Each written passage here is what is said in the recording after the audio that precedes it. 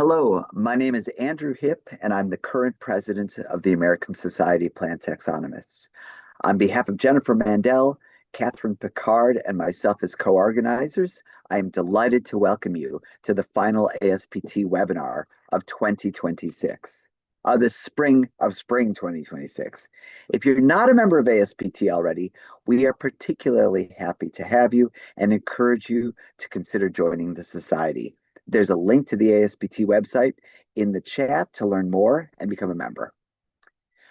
Our webinar series this spring has explored the question, what good is taxonomy?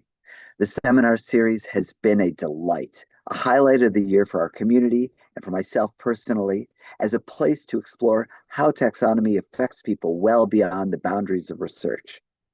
ASPT believes that fostering a strong natural history community is more important than ever. And this webinar series is just one part of our effort to bolster that community.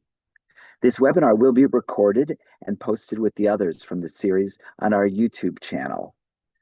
While this is the last seminar in the spring series, keep your eyes open for our fall seminars, which will feature talks by early career ASPT scientists. So now to the talk we've been waiting for. We are honored to have Dr. Lauren Eserman-Campbell as our speaker today. Lauren is Director of Research at the Southeastern Center for Conservation at the Atlanta Botanical Garden, where she leads research programs focused on plant conservation, genetics, systematics, and biodiversity conservation. Her work integrates systematics, genomics, and conservation science to address challenges facing rare and imperiled plant species, with particular focus on rare plants of the southeastern U.S. and the morning glory family, Convolvulaceae, a family she's been working on since her undergraduate honors thesis at Southeastern Louisiana University in 2009.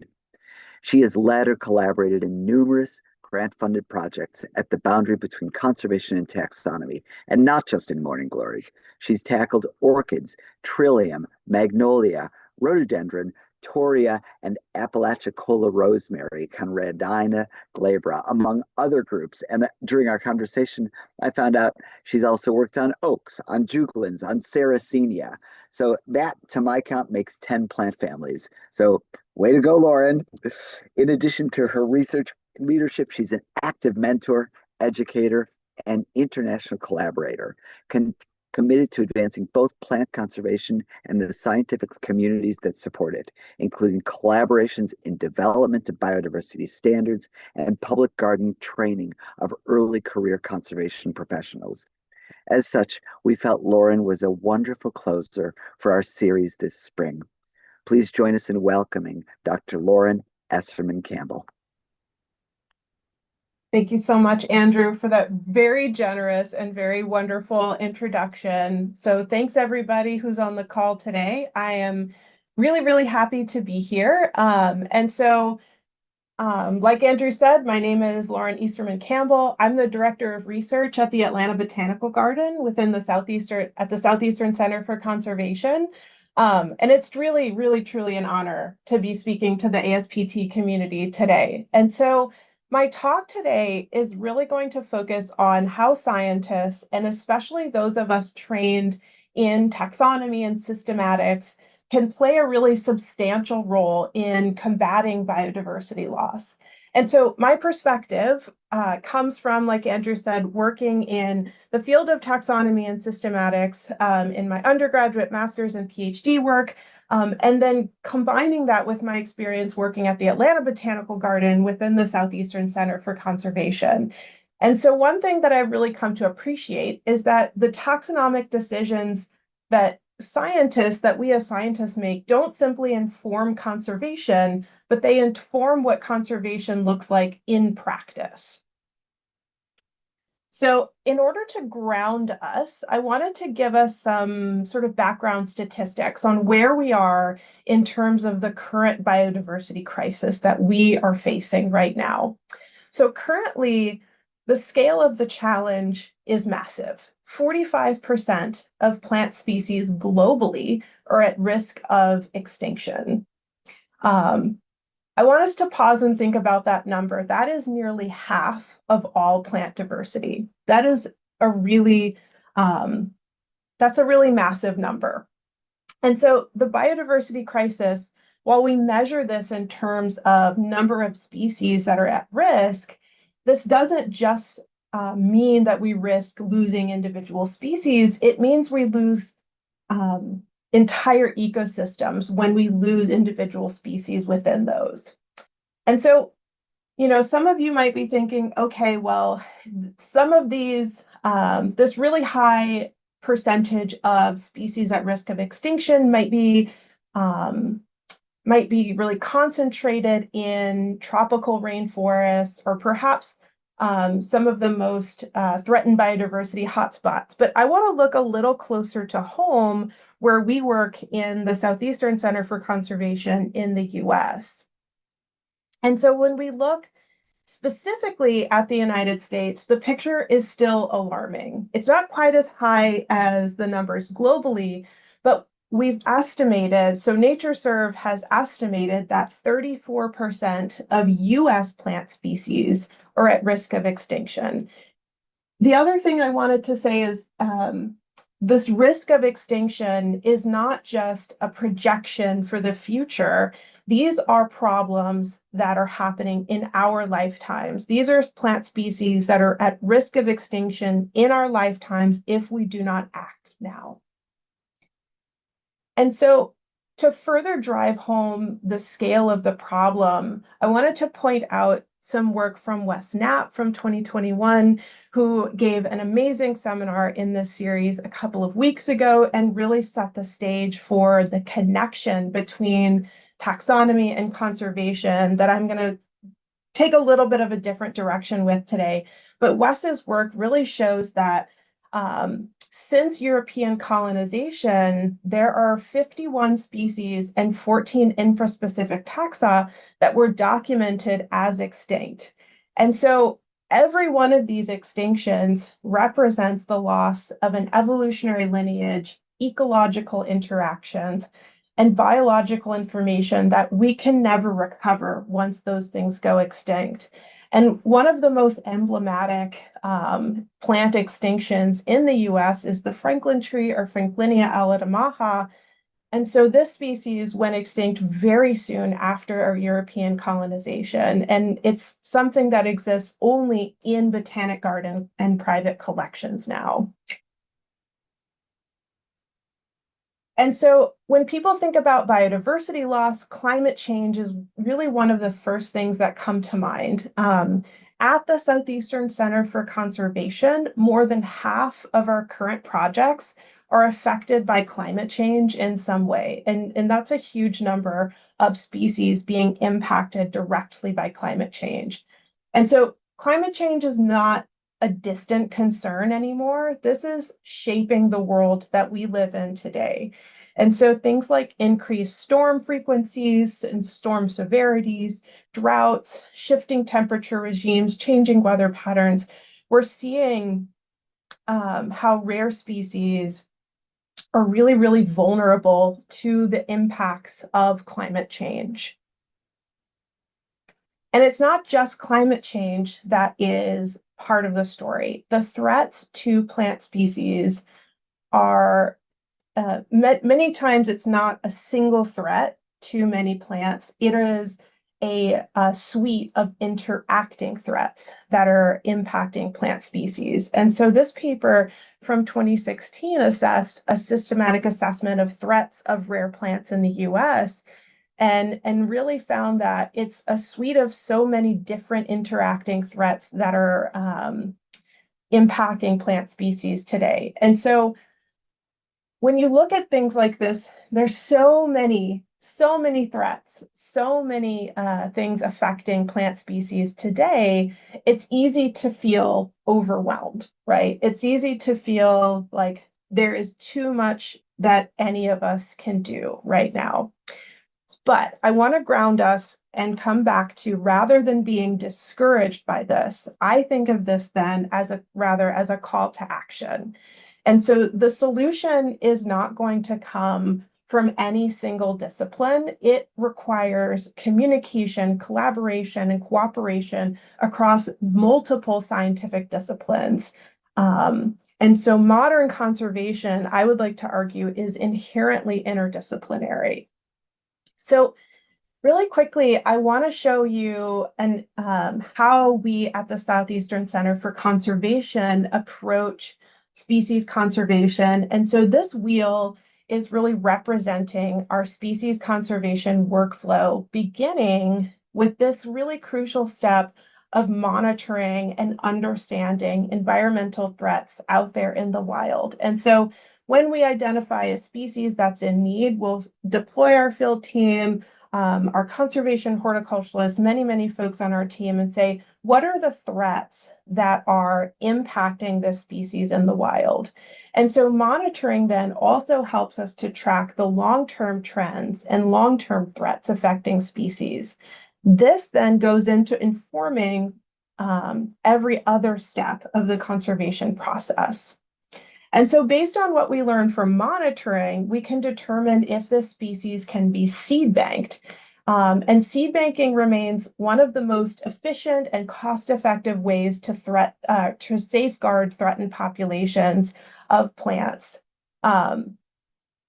If a species cannot be seed banked, so if you think of many tree species like oaks and magnolias, their seeds cannot be desiccated and stored in cold storage long term. And so for things like that, we'll explore alternative safeguarding methods like cryopreservation or tissue culture. And there's folks on our team specializing in these areas as well. And so we also focus on conservation horticulture to safeguard species as mature plants, but it also, conservation horticulture is also really important for producing material for our in situ or in the wild augmentation experiments. And so the right-hand side of this wheel really focuses on our ex situ conservation or our conservation work outside of the wild, the work that we do in our botanic garden. And then the right side of this wheel then focuses on our in situ conservation or in the wild work. And so our ex situ conservation and our in situ work is really informed by conservation genetics. And so prior to taking on the position of director of research, I was our research scientist in genetics for 8 years, leading this conservation genetics program. And so now we have a new conservation geneticist, Alyssa Phillips, who's really taking on and really running with this incredible program. And conservation genetics really works to understand genetic diversity in wild populations, but also in our plant collections. And then again, our conservation ecology work then helps us to understand environmental effects of the distribution and abundance of our threatened species to inform conservation in the wild. And so once we understand genetics, ecology, we can then attempt things like habitat restoration or experimental outplanting based on that species' individual needs. And then in the center of this wheel and on the outside is this purple representing our networks and partnerships.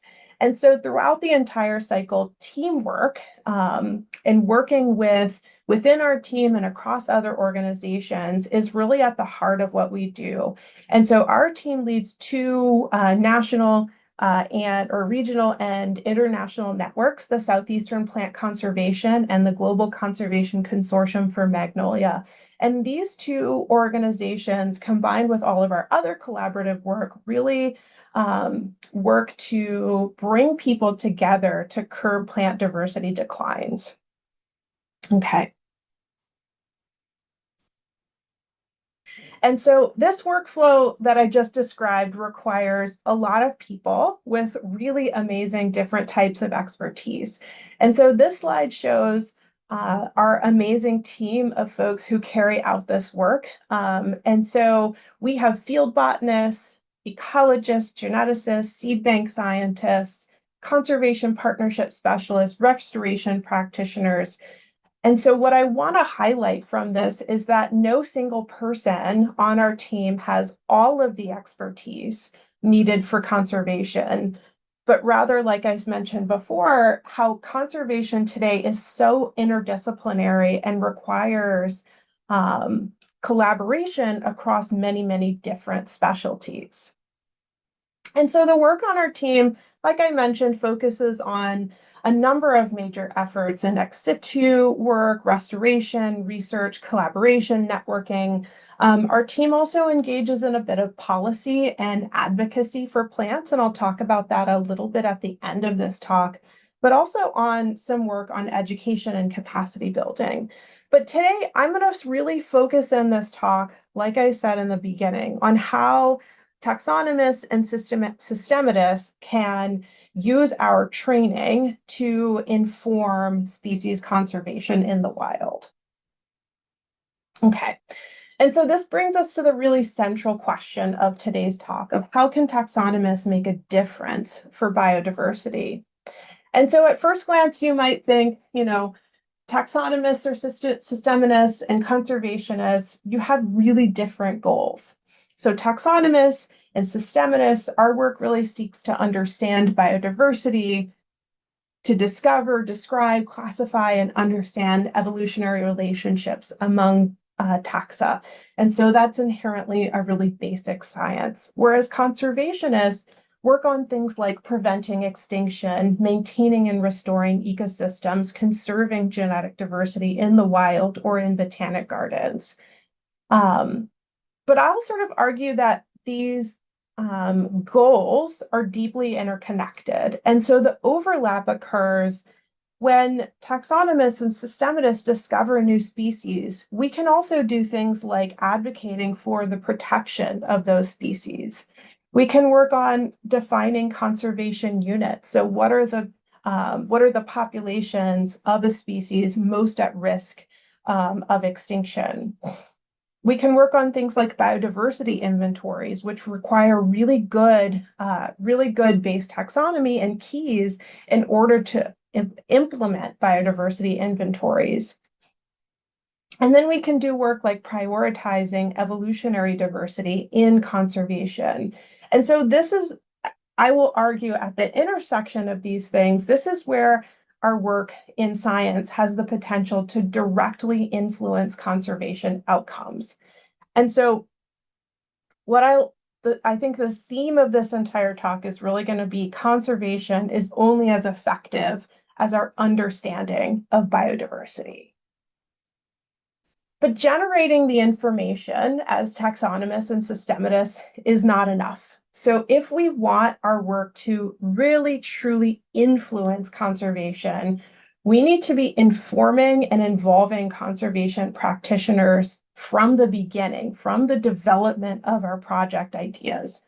And so I've sort of adopted this spectrum and from the IAP2 spectrum of public participation. If you're familiar with that spectrum, this sort of spectrum of participation gets adopted for a lot of different things. And so I'm not the first one to adopt this for plant conservation, but I wanted to use this as a model for thinking about how scientists can involve conservation practitioners from the outset. And so providing information to your relevant parties, to conservation practitioners, helping them to understand the problem in an informative way, I would just consider this the baseline of involvement with conservation practitioners. I think the real applied conservation work happens when conservation practitioners, like I mentioned, are brought in from the beginning.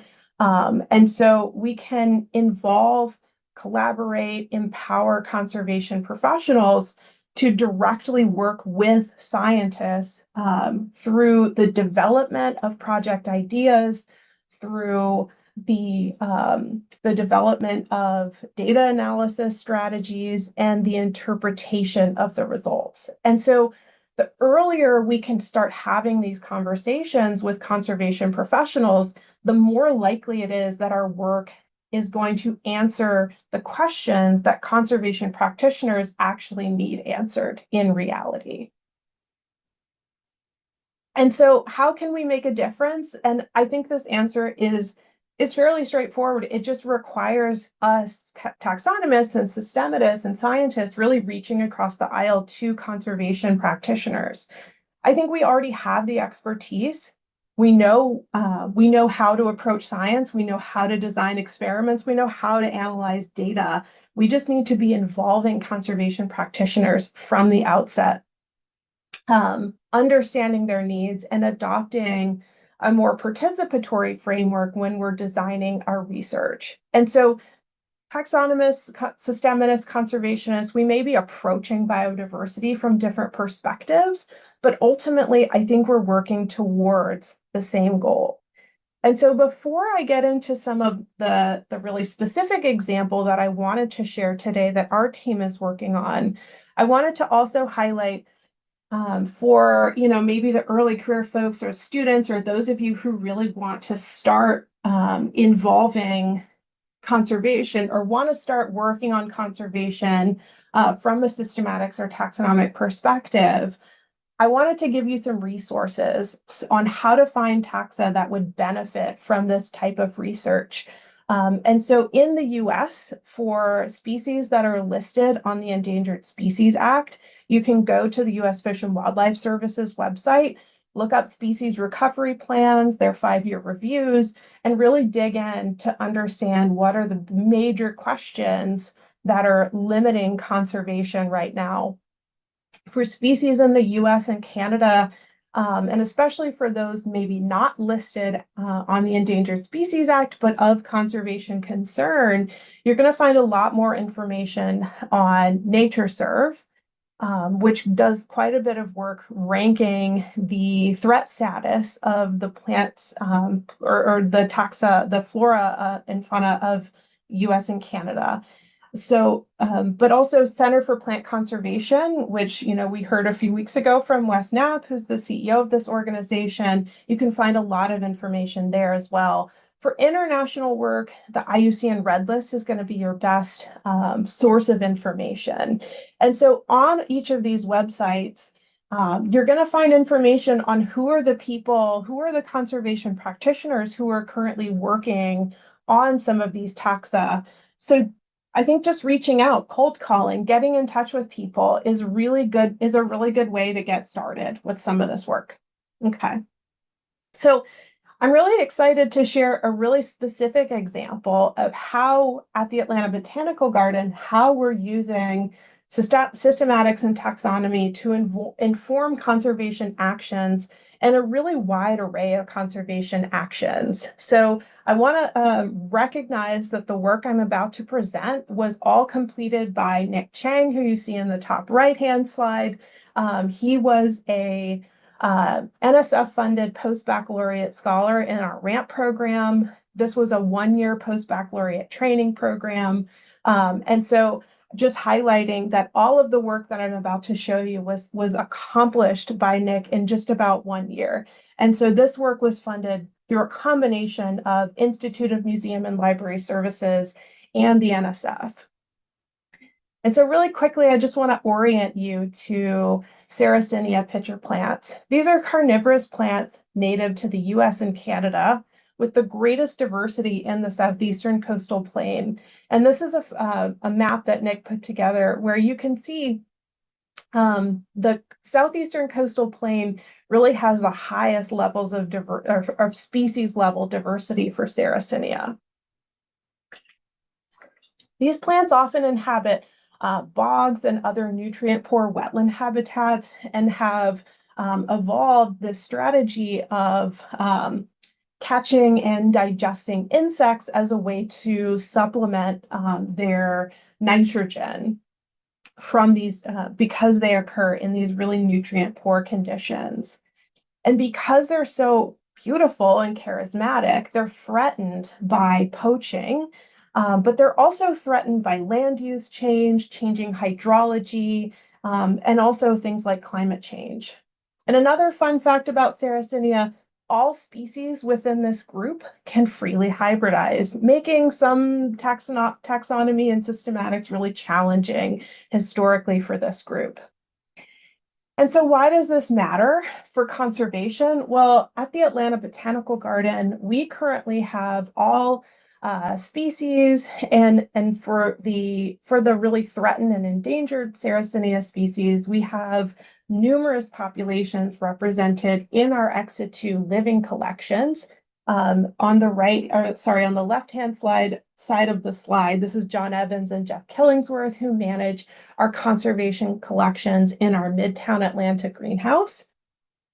And this collection is actually accredited by the Plant Collections Network, by the American Public Gardens Association. And so this is a really important plant collection. It's also a really beautiful and stunning plant collection. But it's not just in our greenhouse. We actually also have a conservation safeguarding nursery. And this is an aerial drone image of part of our safeguarding nursery.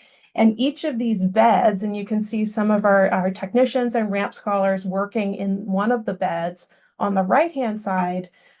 Each of these houses one or more plant populations of Sarracenia. We also have a really amazing seed bank collection that is run by our phenomenal seed bank team, Jessa Finch and Lena Arabiat.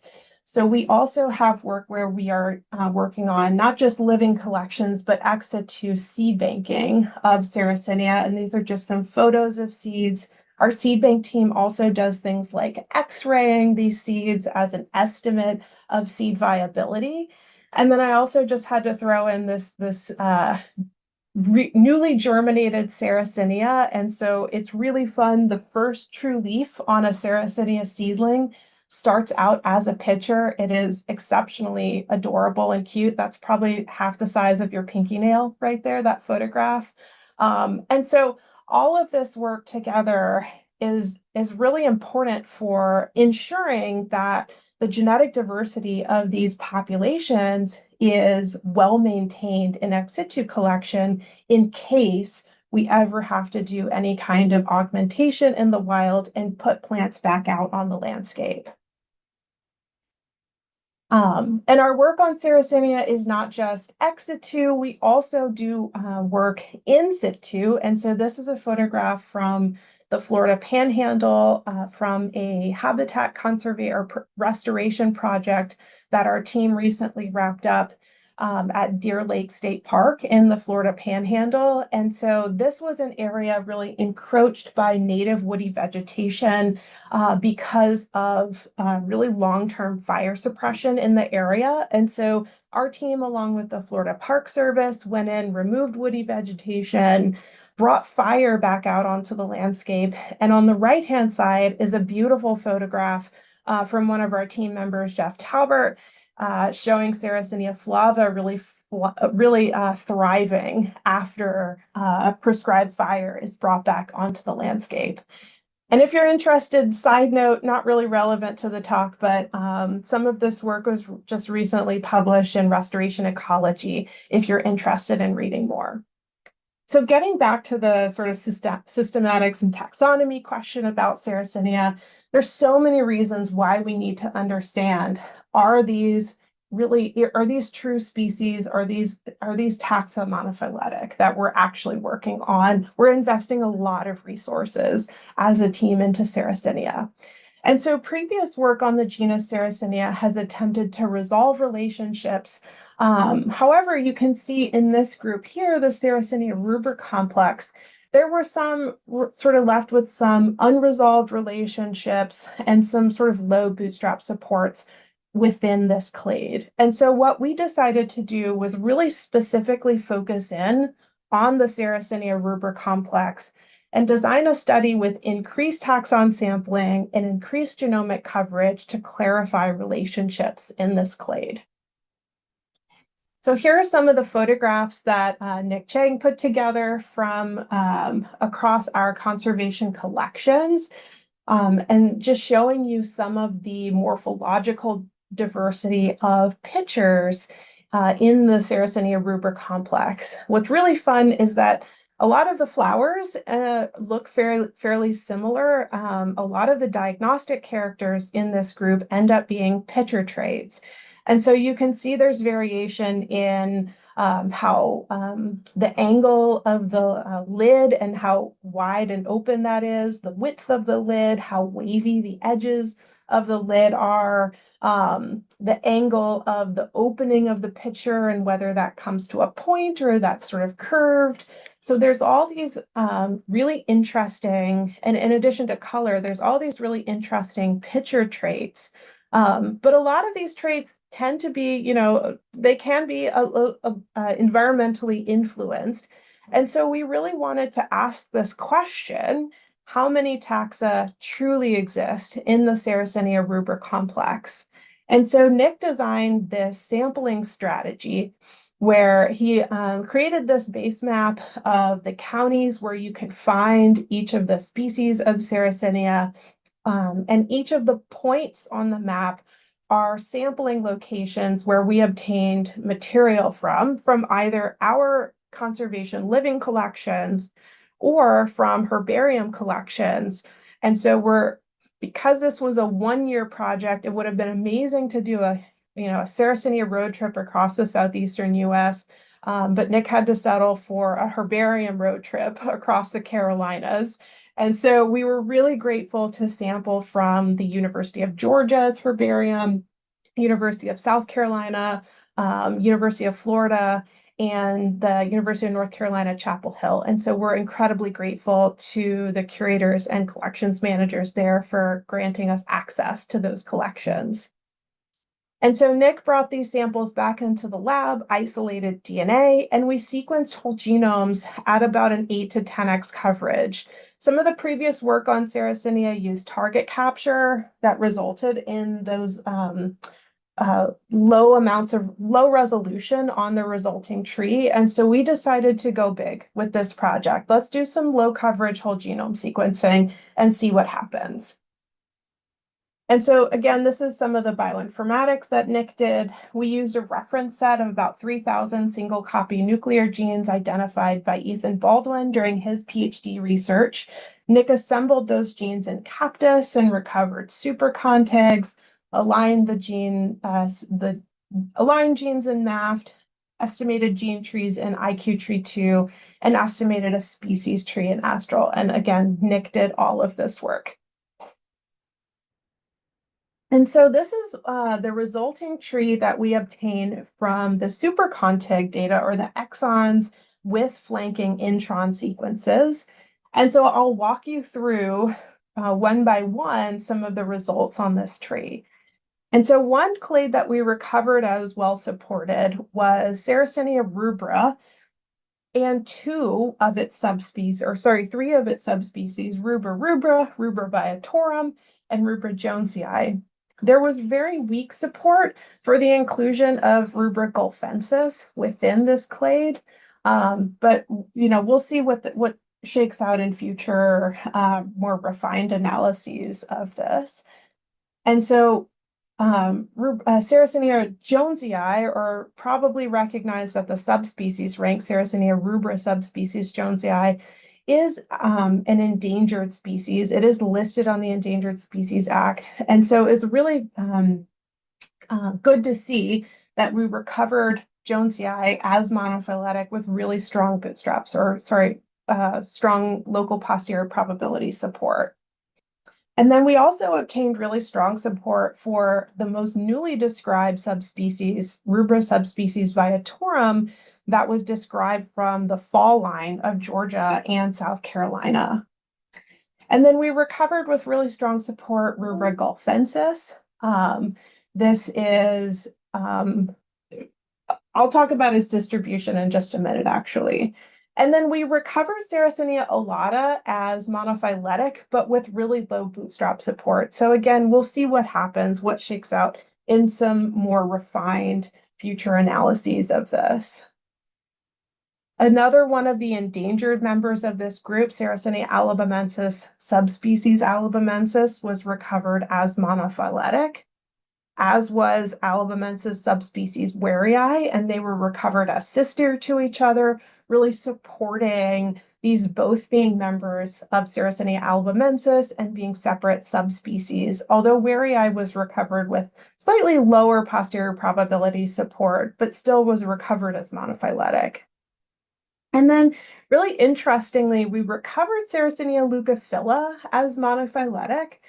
However, 3 individuals of alabamensis, 1 subspecies alabamensis, 2 subspecies warei, were sort of nested within leucophylla. And so one thing we want to explore in a little more detail is this the result of poor assembly qualities? So is this a data quality issue? Or as you remember, I mentioned before, all members of this group can freely hybridize with one another. And so is this the result of hybridization? And so really not sure. And so again, something to explore going forward. And then finally, we recovered the last endangered or listed member of this group, Sarracenia aureophila, or the green pitcher plant, was also recovered as monophyletic. And so what I think some of these results, we have a few clades with really low bootstrap support, so specifically alabamensis warei and Sarracenia alata. However, most of the other named species and subspecies were recovered with really strong support. And so this is a little bit heartening, right? The taxa of conservation concern in this group are monophyletic. This means that the resources that our team is investing in protecting these ex situ collections and really managing our collections and managing these species in the wild, it tells us that this work matters and this is worthwhile moving forward.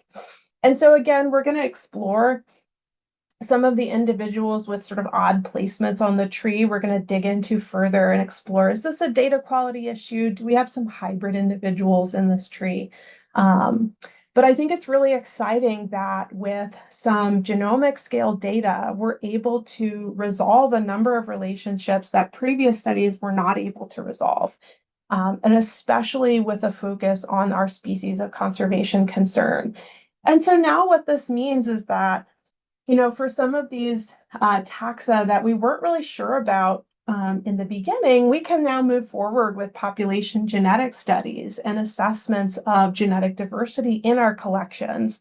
And then we can also give these results into the hands of our conservation practitioners and say, that the base taxonomy of many of these taxa is good. Or, maybe we need to revise in some instances the base taxonomy.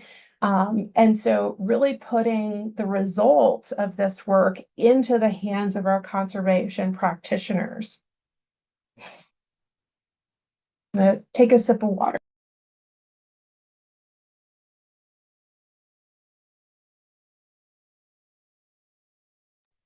Okay, and so one of the really major results of this work is the Sarracenia rubra subspecies Viatorum. In this map, the blue counties are where Viatorum was originally described from. The red counties are where the more widespread Sarracenia rubra subspecies rubra occurs. And so what we actually think is that in the trees that we generated, it seems like Rubra viatorum may actually be more narrowly distributed than we previously thought. And so moving forward, this is going to provide some really strong information to our conservation land managers where we can say, these are the populations you really should be prioritizing, while, these are the populations that really fall within the more widespread subspecies of rubra. And what's really exciting is that there's a graduate student, Beth Jocelyn, at the University of Georgia, who's going to be following up on some of these results and really digging into subspecies Viatorum for her dissertation work. And so this is where I think this paired approach, where we have those sort of larger phylogeny, and then we can start to tackle individual clades within this that are of conservation concern one by one. A second really cool result is this subspecies Gulfensis. And so in orange, these are the counties highlighted where we previously thought that Gulfensis what occurs in. And one of our samples, so sorry for I didn't orient you. This is the Florida Panhandle, and above it is southern Alabama. And so one of the samples that we obtained from herbaria that was from southern Alabama actually fell out within the Gulfensis clade. And so while something like Viatorum may be more narrowly distributed, there may be actually more populations of Rubra gulfensis. But what this also shows is that this population in southern Alabama really then is in need of conservation management. And so we should really be checking in on this population, ensuring that it is safeguarded ex situ, and making sure it's well managed in the wild. And then finally, this has really important consequences for ex situ conservation. And specifically, some of our conservation collections that were historically collected and managed at the population level. And so on the left, you see a bed of Sarracenia rubra subspecies Jonesii in what we call as a population bed, where 20 whatever years ago, folks from the Atlanta Botanical Garden collected seed at the bulk level, at the level of population. And so now the best practices from the Center of Plant Conservation have really changed during that time to say we really should be focusing on tracking our plant collections at the level of the individual, at the level of the accession. And so our conservation horticulture team is then in going out and digging out these population level beds, separating out individuals very carefully and replanting those into these individual pots. And so right now we have a post-baccalaureate scholar, Quix Malpass, who is working on this exact problem. So now that we know Jonesii is a well-defined monophyletic subspecies, we can start asking these questions within our collections. And so what's the level of genetic diversity in our Jonesii collections at the garden? We can also ask questions like what percentage of individuals in our collections are clones? And so you can imagine that these these beds of Sarracenia reproduces clonally via rhizomes. You may actually have some individuals in these beds that are overrepresented as clones.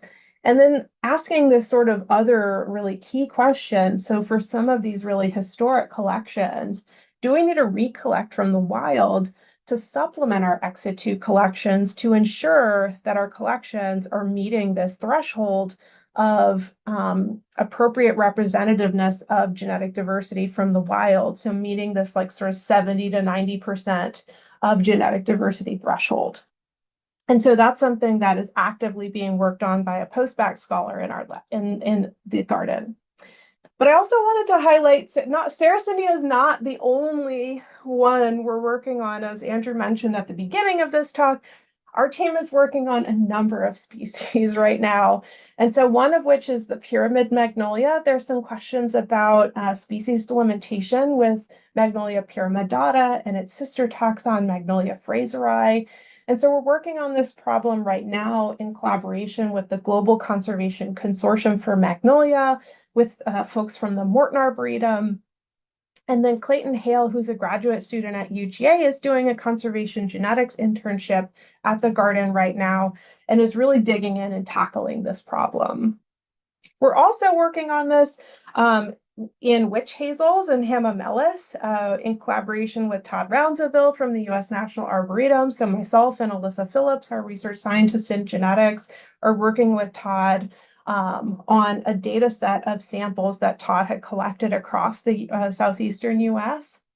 And then finally, we're also working on this in the Convolvulaceae. So as part of the Convolvulaceae network, we're leading a number of projects looking at monographing a number of, so this is a new genus that was recently described by some colleagues, Simon and Anna, where they implemented some provisional IUCN red list assessments in the monograph. And so then now we can start to say, which members of this new genus need conservation intervention, so some potential ex situ conservation intervention in the wild, etc., and which ones, like this other one on the right, Moigaia australiana, which may be least concern. And so this really helps us prioritize and move these efforts forward.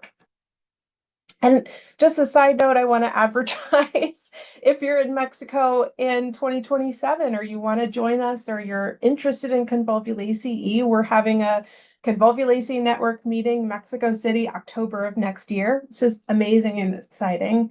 And another thing we've recently implemented in Convolvulaceae is this taxonomic expert network, where a group of us have gotten together who with expertise in the taxonomy and nomenclature of Convolvulaceae, and we're going through and tackling within the World Flora Online which names should be recognized within the family, which names are maybe invalidly published, deprecated, etc. And so what this is doing is really moving forward the global strategy for plant conservation from a taxon specific level. So finally, I just want to end with a few things. So what are some ways that you as a scientist can make your science actionable for conservation? So first thing, prioritizing, this may be obvious, but prioritizing taxa with conservation need, focusing our research on groups where uncertainty at the taxonomic level limits our ability to assess species, manage species, make policy decisions. This is where your work can have really, really strong applied on the ground outcomes. This also requires engagement with conservation practitioners early. So involving agency biologists, botanic gardens, land managers, organizations who are working on conservation when you're developing your questions. Bring these folks into the conversation early. The other thing is generating these more conservation ready data products. And so making sure that the work and the products of the work that you're doing are accessible, understandable, and usable by conservation practitioners. And you can do this by sort of thinking beyond peer-reviewed publications. So peer-reviewed publications are incredibly important. I'm not suggesting that, but making sure that you're communicating your findings in a way that is understandable and digestible by the conservation community. So bridging that information gap is really the job of us scientists, I believe. And so making sure that your work is understandable by the conservation community. So what are some other ways that you can help the biodiversity crisis? I like to end on a more positive note, right? You can share about the beauty and importance and plight of native plants and ecosystems.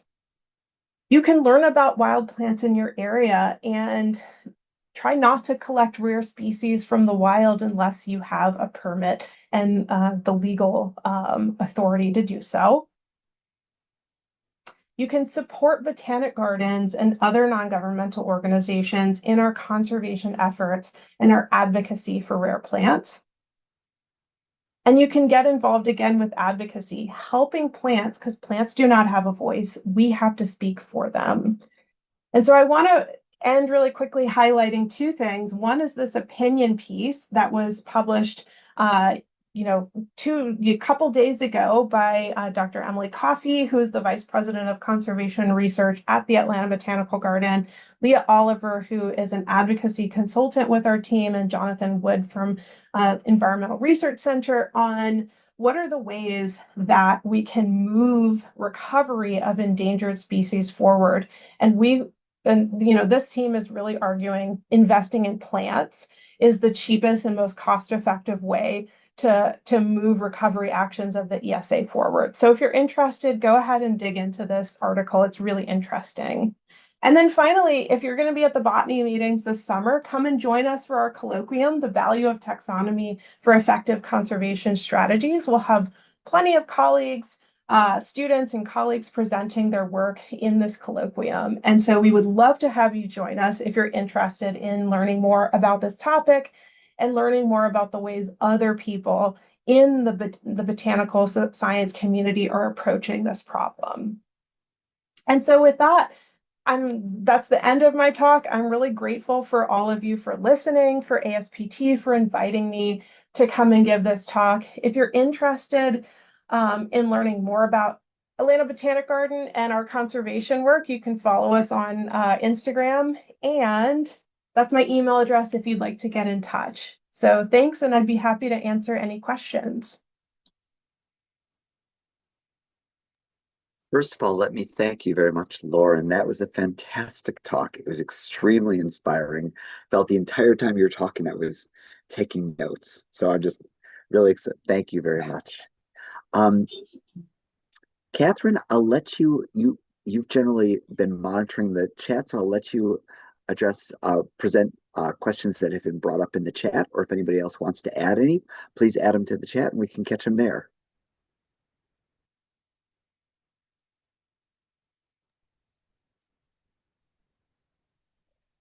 I guess while we wait for those to populate, I have a quick question, Lauren. So Okay. I know that you guys are focusing on Sarracenia, but are you guys doing any of the other carnivorous plants that are in the kind of same Georgia flatlands and North Carolina flatlands?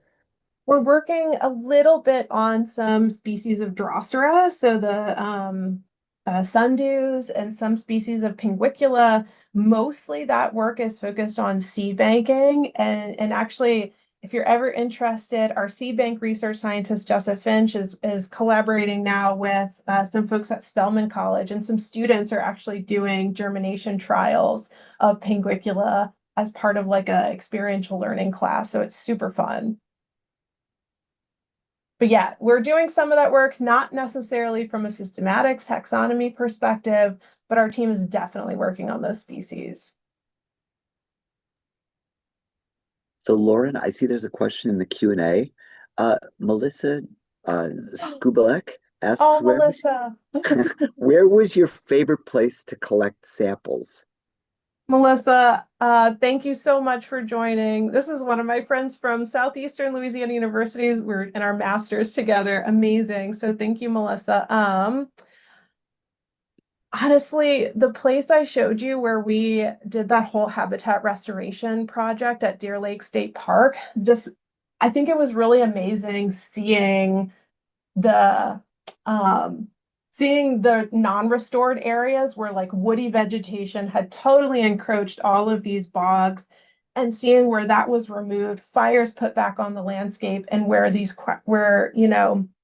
you can start to see a lot of these rare species thriving. I mean, to me, that was such an amazing, because you can literally look on the left side of this line is not restored. On the right side, you see active restoration and species thriving. And so I will say that's one of my favorite places. But I will say our field team does way more field work than I actually get to do. And so ask one of our field biologists. But great question. Lauren, can I ask a question? Yeah, As a sure. taxonomist, so how is your view on the importance of individual populations, the importance of infraspecies versus the importance of species changed over time as you've been really focusing your work on conservation? That's a really interesting question. I think maybe early in my career, I was maybe a little more of a lumper. Like, yeah, infraspecific variation is not so important, right? But I think getting to work on something like Sarracenia, where there's so much excitement about it, there's so many people working on it. And I didn't even mention it just recently in the Carnivorous Plant Journal or Carnivorous Plant Newsletter. There's a new species of Sarracenia that was just recently described a couple of days ago. Um, and so there's so many people working on it and so much excitement about it. And when you see that, these are monophyletic lineages, these are actually representing true evolutionary lineages. They're not just unique morphologies that might pop up, in multiple different populations, multiple different species that might have convergence on similar morphologies. I think this is, yeah, I think understanding that nomenclature and taxonomy is a tool for communication and how important it is to communicate the value of our work with conservation professionals. They really rely on these names, right, in order to impact their conservation strategies. And so I think I'm a little more open now to, naming subspecies, naming these things when they do represent true evolutionary lineages. Does that answer your question? It does. Thank you very much, Laura. I'm going to jump in here too. I had a question, but now I have another question, so maybe I'll ask both. So, I'll kind of jump off of Andrew's question. Like, my background, I started in pop gen and then I moved into phylogenetics. And so maybe I'd like to ask you, you have background in both sides of that. How do you think those groups should talk to each other, maybe even before we talk to the conservationists, right? Mm-hmm. That's a great question. I think there's a lot of conservation or species of conservation concern where we need good phylogenetic data before we do these population genetic assessments, right? Because like I mentioned with one of our subspecies of Sarracenia, if you were to do a pop gen assessment, you might leave out some of the diversity. Or if you did one of the other species, you might include too many populations where you didn't necessarily need to spend all of your resources on including every single one of those, right? And so I see a lot of conservation work in this community happening at this interface between systematics and population genetics. But I think I was sort of like trained in systematics and taxonomy first and then moved into pop gen. And I think a lot of times we use very different language sometimes when we're talking about the same things. And so I totally agree. I think our communities need to talk more even, and yeah, so there's a whole talk I could have given on how the population genetics community can then get involved in conservation. But I think that's a little more obvious, right? I think that connection is a little more obvious though. Yeah, I think you're right, but I think you did a wonderful job. And since I'm still talking, I'm going to ask another question. I wanted to just highlight something you said. I wrote it down. Conservation is only as effective as our understanding of biodiversity. That line was wonderful. And you said some things about, how we can communicate to, conservationists, but I wonder, like, what do you think about getting students involved in that communication piece? They are really great at using new technologies and visual aids and things. I wonder if there could be something there. I don't know. What do you think about that? I think anytime we can get students excited and involved in the interface between science and conservation, I think you're 100% right. All of the tree, I'm like the tree with the horrible boxes, I made that in PowerPoint, right? But all these other amazing figures were all the result of Nick Chang's work. And so I think students, really have this much better grasp sometimes on visualization, I think, than we do. And can sometimes see the connections a little bit more obviously than we do. We've been steeped in it for so long. And so I think working with students has really truly changed my perspective and given me a broader perspective a lot of time on some of the implications of our results. I will say, a lot of conservation work is really built on relationships, though. And so established relationships, I think there's a lot of conservation professionals who might feel burned by, folks who reached out and then maybe ghosted them and didn't quite follow up, right? And so that can happen with students, not anyone in particular, right? But it can happen. And so I think ensuring that the people with the relationships are helping to facilitate those communication with students, I think is really, really good. And I think would make the connections and the trust even stronger. That's a wonderful place to end. Lauren, thank you for a fantastic talk. If people have further questions, please write down, I get Lauren's email there. And we thank you all for coming. Lauren, you've helped us Okay. close out what has truly been an exciting webinar series. We're looking forward to seeing people in the fall. I'm Catherine Picard. If you're a member of ASPT already, you will get the email. If you aren't, now's the time to join ASPT and support this kind of work, to really support the kind of taxonomic and natural history community that supports this kind of conservation as well. Thank you all so much. Okay. Thanks, everybody.